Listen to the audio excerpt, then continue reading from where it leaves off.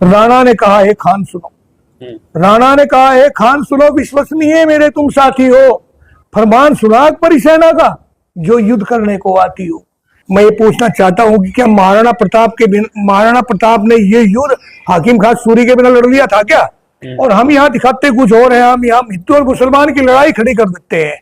और हिंदू और मुसलमान की लड़ाई थी, वो तो लड़ाई हिंदू मुसलमान की नहीं, तो दो राजाओं की लड़ाई थी। दोनों तरफ से राजपूत भी थे और दोनों तरफ से मुसलमान भी थे। मैं आपके साथ मुस्तफा चौधरी।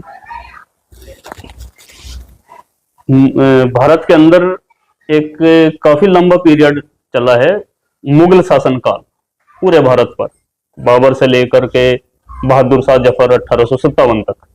और इसी बीच एक सूरवीर पैदा हुए महाराणा प्रताप, जो अकबर, जिनको सम्राट अकबर बोला जाता है, अकबर महान बोला जाता है, उस समय महाराणा प्रताप का भी समय था। और महाराणा प्रताप और अकबर, इनकी दोनों के बीच युद्ध, दोनों के ना कहकर के उनकी सेनाओं के बीच युद्ध हुए। और काफी लोग इसे हिंदू और मुस्लिम की दृष्टि से देखते हैं। बहुत से जो हिंदू हैं वो अकबर को खलनायक और महाराणा प्रताप को एक नायक मानते हैं, वो हिंदू हृदय सम्राट बोलते हैं। और जो मुगल साइड के हैं या मुस्लिम पक्ष के लोग हैं, वो अकबर को महान और महाराणा प्रताप के प्रति कुछ दूसरी दृष्टि रखते हैं। क्या आखिर महाराणा प्रताप और अकबर या मुगलों और महाराणा प्रताप के बीच जो जंग हुई, जो लड़ाइयाँ थी, क्या वो दरअसल हिंदू और मुस्लिम की लड़ाई थी या एक राजा दूसरे राजा के बीच की लड़ाई थी, क्षेत्र को लेकर लड़ाई थी या धर्म को लेकर लड़ाई थी? इसको जानने के लिए और इस पर बेहतरीन बोल सकते हैं ठाकुर उग्र सिंह चौहान। परिचय के मोहताज नहीं है, शामली शामला के पूर्व प्रधान हैं और अपनी राय बेबाकी से रखते हैं। आज हम यही जानने की कोशिश करेंगे, ऐतिहासिक तथ्यों की जानकारी हासिल करेंगे कि आखिर ये महाराणा प्रताप और अकबर मुगल और हिंदुओं के बीच लड़ाई थी, मुगल और ठाकुरों के बीच लड़ाई थी, हिंदू और मुसलमानों के बीच लड़ाई थी, या क्षेत्र के हिसाब से लड़ाई थी। ठाकुर जी, आपका बहुत बहुत स्वागत है। नमस्कार भाई साहब, बहुत अच्छा विषय लेकर आज आए आप मुस्तफा भाई। आपकी बात ठीक है। महाराणा प्रताप और अकबर दोनों समकालीन दो राजा थे और ये लड़ाई हिंदू मुसलमान की लड़ाई में थी। दो राजाओं के आपस में टकराव था। दो राजा अपनी राज्य की सीमा के विस्तार के लिए लड़ाई लड़ रहे थे। वो लड़ाई थी, इसमें दोनों ही, एक तरफ जैसा अकबर था, अकबर कभी भी महाराणा प्रताप के सामने जाके युद्ध नहीं लड़े। अकबर ने जब भी भेजा, मानसिंह भेजा, जो कि एक राजपूत था। और राजपूत लड़ने के लिए किसके साथ गया? एक राजपूत की, महाराणा प्रताप की। वो महाराणा प्रताप से लड़ रहा कौन? एक राजपूत। उधर उस मानसिंह के साथ भी अगर जा रहे तो उसके सेनापति आसफ अली जा रहे। आसफ अली एक मुसलमान था, उधर भी महाराणा प्रताप के साथ एक मुसलमान खड़ा था जिसका नाम था हाकिम खान सूरी। तो ये लड़ाई हिंदू मुसलमान तो कभी भी हो ही नहीं सकती। हिंदू मुसलमान का तो कोई मतलब ही नहीं है। महाराणा प्रताप और अकबर की एक सबसे बड़ा एक युद्ध जो था वो हल्दी घाटी का युद्ध था, जो 18 जून 1576 में लड़ा गया था। ये 5 घंटे का युद्ध था। ये सबसे महत्वपूर्ण युद्ध था जिसने महाराणा प्रताप को बहुत ऊंचाइयां दिवाई। लेकिन मैं एक इतिहास का छात्र रहते हुए या जितना शोध किया उसके हिसाब से मैं महाराणा प्रताप के व्यक्तित्व को विशाल व्यक्तित्व मानता हूं, अकेले उनके दम पे नहीं। अगर महाराणा प्रताप अकेले, ये कोई भी आदमी ये कहे कि महाराणा प्रताप अकबर के सामने लड़ते रहे या उनके साथ उनका टकराव रहा, वो अकेले इंडिपेंडेंट तरीके से लड़े, तो ऐसा असंभव था। उसमें किसी मुस्लिम का भी हाथ था। मुस्लिम का भी हाथ था, उसमें भील और मीणों का भी हाथ था, उसमें बनियों का भी हाथ था। उस युद्ध में भामाशाह कैसे लोग बाग भी आई थी, जिन्होंने अरावली की पहाड़ियों पर एक बहुत बड़ा एक जैन मंदिर बनाया जा रहा था। एक जैन मंदिर के बराबर में एक मंदिर बनाया जा रहा था जो भामाशाह ने बनाया था। महाराणा प्रताप के पास जब धन का अभाव रहा तो उन्होंने अपना भामाशाह को कहा, भामाशाह ने कहा कि आप लड़ाई लड़े, और धन की कमी रही तो उन्होंने मंदिर का पैसा सारा महाराणा प्रताप को दे दिया था कि आप सेना खड़ी करें। वो मंदिर आज भी अधूरा है। तो योगदान किसका रहा? एक बनिए का रहा। वही योगदान महाराणा प्रताप के साथ कुंजा भील का रहा, मीणों का रहा, जिन्होंने उनके साथ कंधे से कंधा मिला के लड़ा। और सबसे बड़ा योगदान इस युद्ध में जिसे लोग भूले बैठे, वो था एक मुसलमान का, एक किसान का। हाकिम खान सूरी। हाकिम खान सूरी। हाकिम खान सूरी पे मैंने एक कविता लिखी थी, मैं आपको उस कविता के माध्यम से थोड़ा स्पष्ट करना चाहता हूँ बताइए कि वो आदमी कितना बड़ा शूरवीर आदमी था हाकिम खान सूरी। इतिहास में जिसका वर्णन ये है कि मरने के बाद उसके साथ जब धोखा हुआ तो धोखे से उसकी गर्दन उतार दी गई। सिर कटने के बाद भी वो कई किलोमीटर तक लड़ता चला गया और उसके हाथ में जो तलवार थी वो तलवार छूटी नहीं।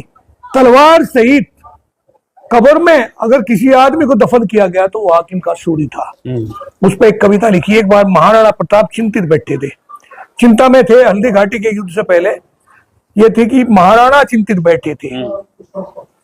महाराणा चिंतित बैठे थे, चेहरे पर चिंता छाई थी। महाराणा चिंतित बैठे थे, चेहरे पर चिंता छाई थी। ये दृश्य देख हाकिम खां की कुछ बात समझ ना आई थी। करबत बोले सेनापति हे राणा इतना ध्यान रहे, चिंता ना चेहरे पर झलके जब तक वीर पठान रहे। मेवाड़ वंश का सूरज हो तुम, शान समूचे भारत की। तुम वीर पुरुष, तुम धीर पुरुष, प्रतिभा सकल पुरुषार्थ की। स्वाभिमान हिंद का तुम ही हो, स्वाभिमान हिंद का तुम ही हो। विपरीत रहे स्वार्थ तेरे, ये छत्री कुलभूषण धन्य तुझे और धन्य सब परमार्थ तेरे। पर शोभायमान हे राजे क्या चिंता की रेखा होती है, और महाराणा की सिंह रजना से तो जीवन भी सार्थक होती है। राणा ने कहा हे खान सुनो, राणा ने कहा हे खान सुनो, विश्वसनीय मेरे तुम साथी हो। फरमान सुना अकबरी सेना का जो युद्ध करने को आती हो।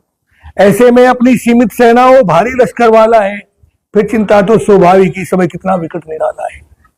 हुई रक्त से लाल नेत्र भरकुटी तान जब बोले खान, अकबर को मुगलई सेना का हे राणा हो रहा है इतना अभिमान। पर ये राजपूती सेना मुगलों पर जब सिंहों की तरह टूटेगी, तब अकबर की शाही सेना का अरमान स्वप्न सा छूटेगी। फिर हुआ वही जो होना था, बज उठा अचानक रण का बाजा। मुगलों की भारी सेना ले चल पड़ा, निकला मेरी राजा। थी समय की सीमा बंधी हुई उस भारत भू की माटी की, जहां निगाह ने को देख रही युद्ध होते हल्दी घाटी की। राणा ने एक कमाल संभाली, दूजी पर वीर पठान डटा। युद्ध हुआ भयंकर घाटी में, अंबर में गर्द गुब्बार उठा। राणा ने घेरा मान सिंह, आसिफ हाकिम ने घेरा था। राजपूती सेना टूट पड़ी, मुगलों का परलोक बसेरा था। केसरिया परिधान पहन तलवार लपकती जाती थी, भालों की नोक नुकीली से मुगलों की बिनती छाती थी। रुंड मुंड सब झुंड हुए जब हाहाकार मचाया था, और राजपूती सेना रूपी यमराज बन जब मुगलों के ऊपर छाया था। वो 5 घंटे का ही युद्ध था, इतिहास बताना चाहता है, जहां हुए अनेकों वीर शहीद वो इस घाटी की गाथा है। आसिफ खां पर टूट पड़ा, कौन? हाकिम खां सूरी। आसिफ खां पर टूट पड़ा वो सेनापति हो मतवाला, पीछे से वार किया धोखे से, धड़ से शीश अलग डाला। हुआ धड़ से शीश अलग, वो फिर भी लड़ता जाता था, और भारत की गौरव गाथा का इतिहास दोहराया जाता था। अकबर की शाही सेना गाजर मूली से कटती जाती थी, अकबर की शाही सेना गाजर मूली से कटती जाती थी। हुई रक्त से लाल धरा इतिहास बताना चाहती थी। घाटी की पीली मिट्टी का रंग लाल दिखाई देता था। युद्ध हो रहा पक्ष में राणा के, वक्त अंगड़ाई लेता था। 18 जून 1576 का दिन नहीं भुलाया जाएगा, और 18,000 सैनिकों का बलिदान व्यर्थ नहीं जाएगा। धन्य धन्य ये शूरवीर, गौरव वीर पठान तेरा, और जब तक नाम रहे राणा का तब तक हो गुणगान तेरा। मैं ये पूछना चाहता हूं कि क्या महाराणा प्रताप ने ये युद्ध हाकिम खान सूरी के बिना लड़ लिया था क्या? जिस आदमी का सिर कटने के बाद भी धोखे से सिर काटा गया, और कई किलोमीटर तक बिना शीश के लड़ता चला गया। हजारों की संख्या में लोग बाग उसने मौत के घाट उतारे। और राणा प्रताप को तो उस युद्ध में बल्कि झाला सरदार ने उसका टोप अपने सिर पर रख के उन्हें कह दिया था कि आप चले जाओ, आपकी जान को खतरा है। और युद्ध तो कोई और ही लड़ रहे थे। बहुत बड़ा एक युद्ध था, और हम यहाँ दिखाते कुछ और है। हम यहाँ हिंदू और मुसलमान की लड़ाई खड़ी कर देते हैं। अब हिंदू और मुसलमान की लड़ाई थी, वो तो लड़ाई हिंदू मुसलमान की नहीं, तो दो राजाओं की लड़ाई थी। दोनों तरफ से राजपूत भी थे और दोनों तरफ से मुसलमान भी थे। एक तरफ से अगर महाराणा प्रताप था तो दूसरी तरफ से मान सिंह था, और एक तरफ से अगर हाकिम खान सूरी था तो दूसरी तरफ से आसिफ अली खान था। तो ये इस प्रकार का युद्ध था जिसमें महाराणा प्रताप को महानता दिलवाने वाले पुंजा भील, मीणे और ये हाकिम खान सूरी और आपके भामाशाह, ये सब लोग बात थे। इन सब लोगों का योगदान रहा कि महाराणा प्रताप को इस मोड़ तक लेकर आए और हल्दी घाटी निर्णायक भूमि में पहुंचा, जिस युद्ध को उन्होंने जीता। और उसके बाद में मेरा ख्याल कि हल्दी घाटी के बाद में तो महाराणा प्रताप कम ही समय जी पाए थे, क्योंकि चेतक की टांग कट चुकी थी। उसे वो जो उनकी का घोड़ा था, उनका जो घोड़ा था, जो उनके प्राण थे, आत्मा थी, जो पवन वेग घोड़ा था, उस प्रकार उसकी टांग कटने के बाद में वो तो, उसके बाद तो फिर महाराणा प्रताप कम ही समय जिए। तो ये इस प्रकार की बातें जो करके आज हमारे अंदर एक विद्वेष की भावना पैदा कर दी और हिंदू और मुसलमान का एक जहर घोल दिया और संप्रदाय और जातियों में लोगों को बांट दिया धर्मों में। तो ये बड़ा गलत हो रहा है, देश के लिए शुभ नहीं है। ये देश कुछ और था और इसे बनाया कुछ और जा रहा, और इसे समझने की जरूरत है। हम लोग बात समझ नहीं पा रहे, ये मामला हो रहा मुझको। बिल्कुल। इतिहास जो है वो इतिहास ही होता है, उसको कभी बदला नहीं जा सकता, मिटाया नहीं जा सकता। दो राजाओं के बीच की लड़ाई को आज के समय अगर कोई हिंदू मुस्लिम का नाम देकर आपको गुमराह करता है तो आप गलत हैं। एक ठाकुर मेरे साथ बैठे हुए हैं और एक मुसलमान जो महाराणा प्रताप के सेनापति थे, उनकी शान में कविताएं आपके सामने पड़ी। ये मेरी स्वरचित कविता है। हाँ, प्रधान जी की स्वरचित ये रचना है।